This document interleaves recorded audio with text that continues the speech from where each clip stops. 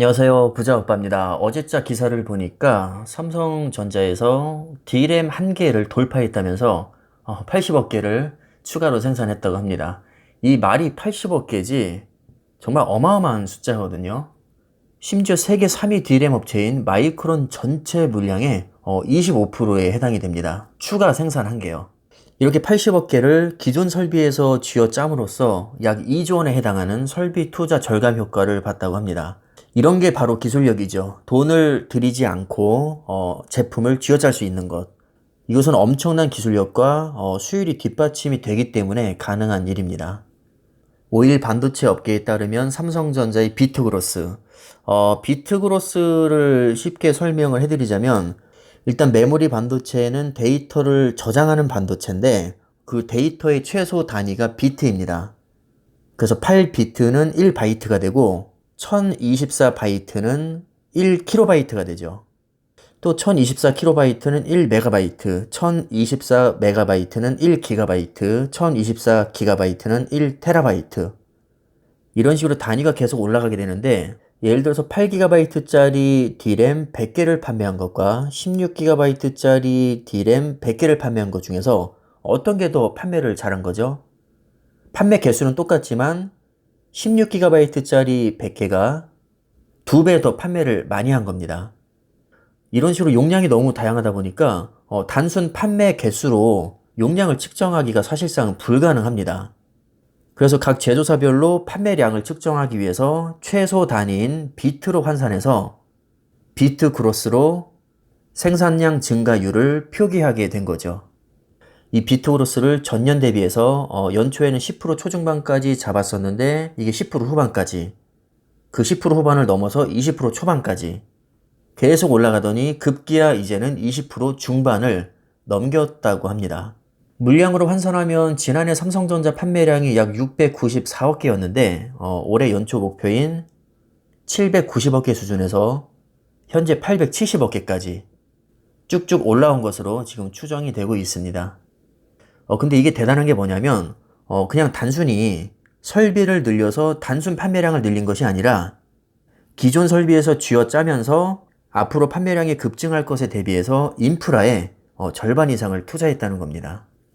이런 식의 대응은 과거와는 확연히 양상이 다릅니다. 지금이야 삼성전자, SK하이닉스, 마이크론 이 세 업체가 전 세계 D램 시장의 94에서 95%를 먹고 있지만 불과 15년 전까지만 해도 키몬다나 엘피다를 비롯해서 굉장히 많은 업체들이 치열하게 경쟁을 했었습니다. 경쟁사가 많다 보니까 일단 살고 보자는 식으로 판매량 증가에만 열을 올리게 되고 공급 과잉으로 램값이 완전히 똥값이었던 시절이 있었습니다. 소비자 입장에서는 너무나도 즐거운 일이지만 이 기업들 입장에서는 완전히 피를 말리는 전쟁이었죠. 결국엔 기술력이 가장 뛰어난 삼성전자조차도 한때 적자에 시달렸었고 독일의 키몬다는 완전히 파산하고 일본의 엘피다는 이 마이크론에 흡수가 됐습니다. 그 밖에 경쟁력이 떨어지는 기업들은 알아서 도태가 돼서 지금의 삼성전자, SK하이닉스 그리고 마이크론의 3사 과점 체제가 형성이 됐고 이제는 더 이상 출혈 경쟁보다는 서로 적당히 눈치를 봐가면서 거시적인 관점에서 설비를 늘려가는 쪽으로 지금 추세가 완전히 바뀌었죠. 어차피 3사가 95%를 점유하고 있기 때문에 굳이 출혈 경쟁을 할 이유가 없습니다. 무리해서 많이 뽑아내봤자 가격만 떨어뜨릴 뿐이죠. 그래서 무리하게 생산량을 늘릴 필요는 없는데 지금 아시다시피 공장을 100% 풀가동해도 반도체가 부족하다고 난리입니다. 그러니까 무리하지 않는 선에서 우리가 뽑아낼 수 있는 물량을 최대로 뽑아내겠다 해서 추가로 생산한 게 80억 개라는 거고요.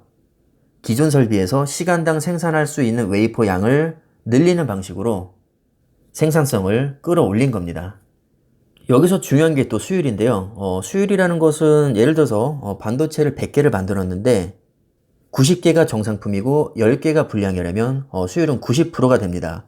즉 전체 생산량 대비해서 양품의 비율을 수율이라고 하는 것이죠. 그러니까 예를 들어서 삼성전자와 마이크론이 1시간에 똑같은 100개의 반도체를 찍어내는데 삼성전자는 수율이 88%고 마이크론은 80%입니다. 나머지 조건이 다 동일하다고 가정을 하면 삼성전자의 생산량이 10%더 많게 되겠죠. 생산량이 많은 만큼 이익은 증가할 것이고 이익이 증가하면 재투자될 여지가 크기 때문에 초격차를 이어나갈 가능성이 그만큼 더 높아지게 됩니다. 이런 식으로 선순환이 계속되니까 마이크론이나 하이닉스가 삼성전자를 이기기가 쉽지가 않죠.